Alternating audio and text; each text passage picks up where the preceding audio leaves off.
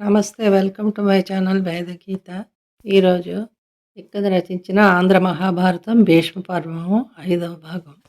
అర్జునుడు బంధువులను చూసి వారిని వధించడానికి మనసు రాక విషాదానికి లోనయ్యాడు. ఆ విషాదం నుంచి అర్జునుడిని కర్తవ్యోన్ముఖుడు చేయడానికి శ్రీకృష్ణుడు ఎన్నో ఉపదేశాలను చేశాడు. విశ్వరూప ప్రదర్శన చేశాడు. ఇవన్నీ చూసిన తర్వాత అర్జునుడు కర్తవ్యం అర్థమైంది.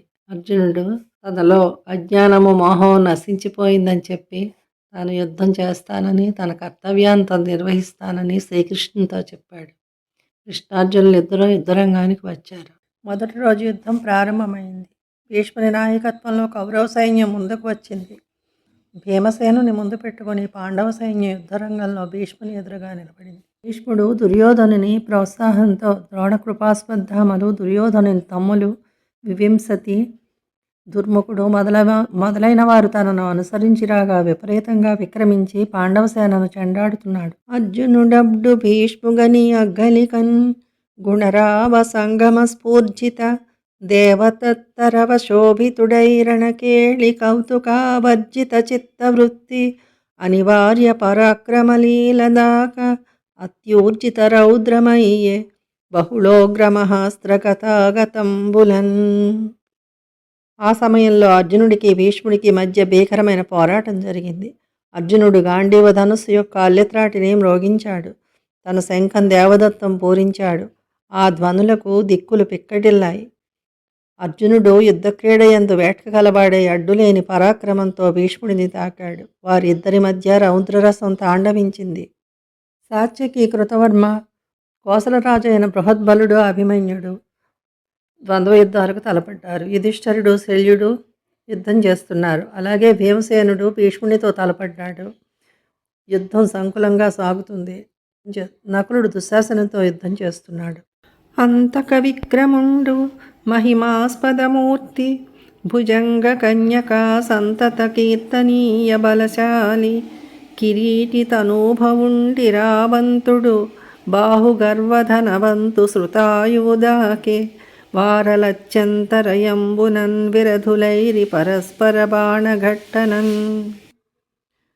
యముడి వంటి పరాక్రమం కలవాడు, గొప్పతనానికి చోటైన ఆకృతి కలవాడు, నాగకన్యక ఉలూచి చేత ఎల్లప్పుడూ కొనియాడదగిన బలము కలవాడు అయిన అర్జునుని కొడుకు ఇరావంతుడు ధృతరాష్ట్రుని కుమారుడైన శృతాయువును మార్కున్నాడు. వారు ఇరువురు పోరాడారు. ఇరువురి రథాలు కూలిపోయాయి. అర్జునుడికి నాగకన్యకైన ఉలూచికి పుట్టినవాడు ఇరావంతుడు. ఈ విధంగా ద్వంద్వ యుద్ధం చాలా ఘోరంగా జరుగుతున్నాయి. కురుపాండవ సైన్యంలోని మహావీరులంతా ఒకరితో ఒకరు తలపడ్డారు. రణరంగం అంతా రక్తపు నదులు ప్రవహిస్తున్నట్టుగా ఉంది. ఈ విధంగా మధ్యాహ్నం వరకు యుద్ధం సాగింది. ఆ సమయంలో దుర్యోధనుడు పంపగా దుర్ముఖుడు, కృపాచార్యుడు, కృతవర్మ, శల్యుడు, వివింసతి భీష్ముడికి సహాయంగా వచ్చి నిలిచారు. ప్రకాశించే తమ బాణాలతో పంచాగ్నుల వలె ప్రజ్వరిల్లి విపరీతమైన యుద్ధం చేశారు. భీష్ముడు భయంకరంగా విజృంభించి పాండవసేన దరిచేరి చెలరేగి పాంచాల కేకయరాజులు మొదలైన వారు పన్నిన వ్యూహాలన్నింటినీ చిందరవందర చేసి చికాకు పడేటట్లు రణక్రీడ సలిపాడు. భీష్ముడు యుద్ధ విద్యలో గొప్ప నేర్పరి. శత్రుసేనలను చీలికలు చేస్తూ లోపలకు దూరుతాడు. గుంపులు చేస్తాడు. వంకర టింకరగా తిరిగి చెంచుతాడు. కోణాలు ఏర్పడేటట్లు, వృత్తాలు ఏర్పడేటట్లు తిరుగుతూ కలత పెడతాడు. భీష్ముడు యుద్ధం చేసిన సమయంలో పాండవుల సైన్యాలు తల్లడిల్లిపోయాయి. ఎక్కడ చూచినా డొల్లిన శిరస్సులు, విరిగిన ధనువులు, భూమిపై పడిపోయే శరీరాలు, విరిగిన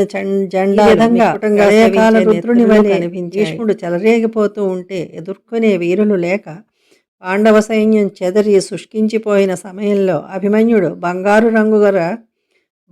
రంగు గల గుర్రాలు పూంచిన రథంపై కొండగోగు పువ్వు గుర్తు గల జెండా వెలుగొందుతూ ఉండగా భీష్ముడిని ఎదుర్కొన్నాడు.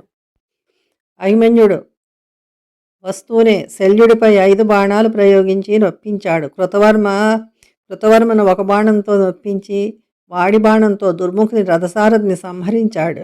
వివింసతి విల్లు దునిమి వెడల్పైన బాణంతో కొట్టి ఇంకా 3 వాడి బాణాలు శరీరంలందు కృపుని 4 బాణాలతో కృపుని గుర్రాలను కొట్టి అతని ఉత్సాహాన్ని చెరిచాడు. తర్వాత భీష్ముడిపై విజృంభించి భీష్ముడి దేహం మీద 5 అమ్ములు నాటి తల్లడపరిచి చెలరేగి సింహనాదం చేశాడు. భీష్ముడు మొదలగు వీరాది వీరులు ఈ అభిమన్యుడు అర్జునుడికి సాటి వస్తాడు, తండ్రి కంటే అధికుడే గాని తక్కువవాడు కాడు అని ప్రశంసించారు. మరొక వీడియోతో మళ్ళీ కలుద్దాం. Thank you.